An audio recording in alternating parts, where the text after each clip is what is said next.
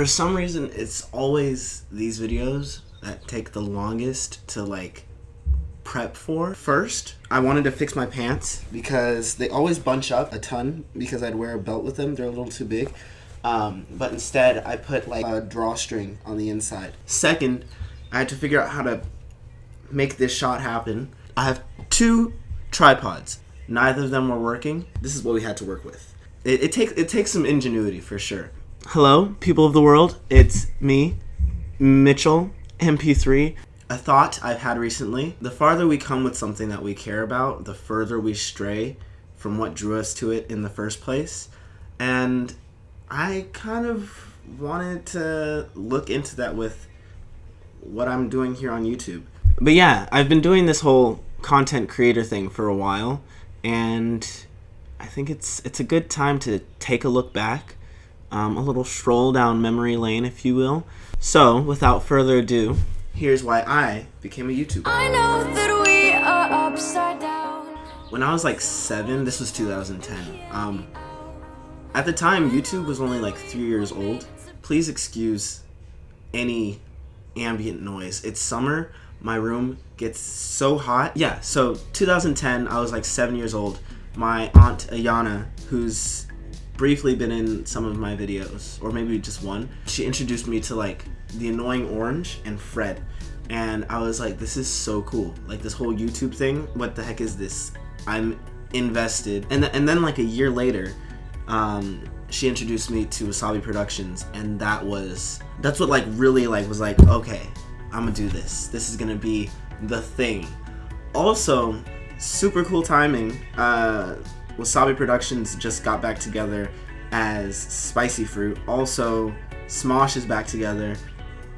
I didn't watch Smosh growing up, but I know how integral it was to like early YouTube and where YouTube is now. And so I just think it's really cool that some of these like veterans of YouTube are coming back together to do their thing. With Wasabi Productions was like when I realized, oh, I can do this and I can do it with friends. The next while, I was like 9. This is 2012 now, and I did a lot of watching. Like I was just on it all the time. My dad worked at this barbershop that had a computer, and I would go onto the computer and I'd watch Death Battle. Also, My Little Pony. Those were like the pillars of my 9th year of life. Still know the full version of the intro song by heart. Come at me. I don't give a damn. 2013 in August, I turned 10. 10 years old? That's big boy time now. That's big boy. I'm a big boy. I'm a grown up, double digits. Ain't nobody telling me nothing. I started watching Nostalgia Critic. I was watching Black Nerd Comedy, Cinema Sins. I was watching Colleen Ballinger, mostly her vlogs. Miranda Sings seemed kind of too kiddie for me. But yeah, that end of 5th grade was like, okay, now it's summer and we're gonna do this. But 2 years prior to this, I had established my main friend group. Those are the people that you've seen in most of my videos. And what drew us all together in the first place was our interest in storytelling, be it through music, film, video games. Some of us even wanted to make comics. We all had a drive to entertain and to give the people something new. So from 3rd grade to 5th grade, we were just spinning ideas constantly, trying to figure out what we could all do together, what we would all do together. And eventually, we all came back to YouTube, which I had already been like, this is the thing, but we all got on it, and we were like, we're gonna do this. So the summer after 5th grade is when things really started to pop off. I created my channel. I uploaded a funny little video of my little sister dancing to my mom singing the Buff Baby song from Adventure Time, and also just other random little skits, probably the equivalent to like a Vine or a TikTok today. It wasn't too serious. I was just kind of getting acclimated and familiar with the platform. And there was a lot of time to do so because we were in between 5th grade, the end of elementary school, and 6th grade, the beginning of middle school. The first year of middle school, it was kind of slow on the content creation part, but the summer that followed, I began to try to vlog almost daily, and it would just be literally me just holding my camera to my face vertically. Hello, people of the I world. recorded vertically. I've come very far, and I would just upload random moments in very mundane days. A lot of those are private now. At some point during this summer, I stumbled upon an editing app for my phone, my Samsung Galaxy S4 Mini, called Viva Video. The exporting quality wasn't super great and the videos were very pixelated, but at least I was learning how to cut up videos to make a story out of the footage I've collected. Sometime during 7th grade, I made the jump to iMovie, and that kind of gave me an even better understanding of like actually editing. And in 8th grade, I was in a digital media class, and I got to use that a lot more. But during 8th grade, my uncle had gifted me Final Cut Pro. My first video using Final Cut Pro was Speed Dreams. It was for a music video assignment in that digital media class. And at first we wanted to do Ain't No Rest for the Wicked, but our teacher didn't let us because it references prostitution, which was stinky in that context. So we went with Sweet Dreams Are Made of This. I mean, after seeing the Flash movie like a week ago, they should have just hired 13-year-old Mitchell to put that whole thing together, because the visuals are about on par. And soon after that, the same uncle from before commissioned a lyric video for a song called You Got Me by an artist named Emmeline, and I had to put my all into that. This was the first time that I put like maximum effort into making a video, and it did well. They liked the video, I liked the video, but I knew now what I could really do. My first video after this would be that Bohemian Rhapsody music video that I scrambled together in one night. This is for my 10th grade digital media class, and my teacher absolutely loved it. This is many people's like favorite video on my channel. It's also the like best performing even to this day, and it came out like 5 years ago.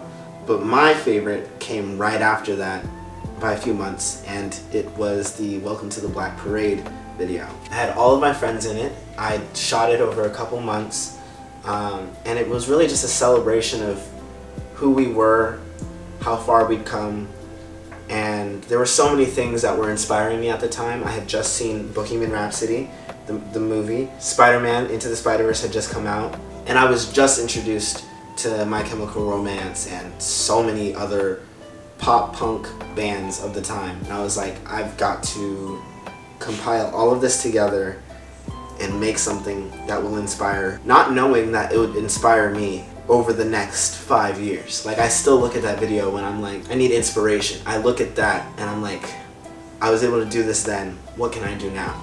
And that was the point of no return. Like, I had made an unconscious but intentional vow to make each subsequent video better than the last. Like, looking back, I'm proud.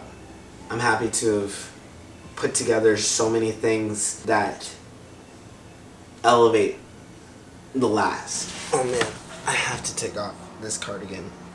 As much as I love it, it is way too hot now. I started this whole thing to share my world with the world, because I had an adoration for like my family and friends since the beginning of this, and also prior, obviously.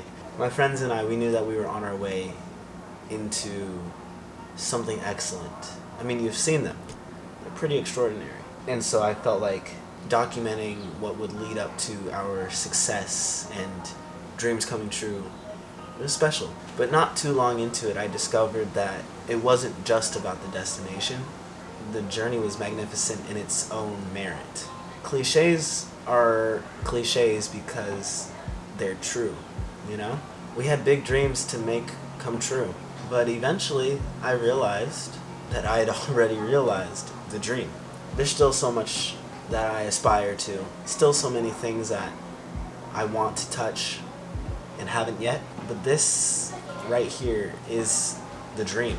Like, I wanted to make YouTube videos and share them with the world. I wanted to inspire people, and I get to.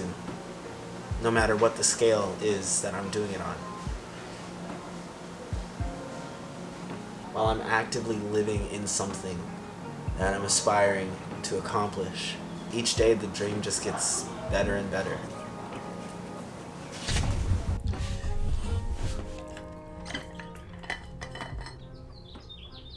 I'm glad to know that I could tell 10-year-old Mitchell that it all worked out.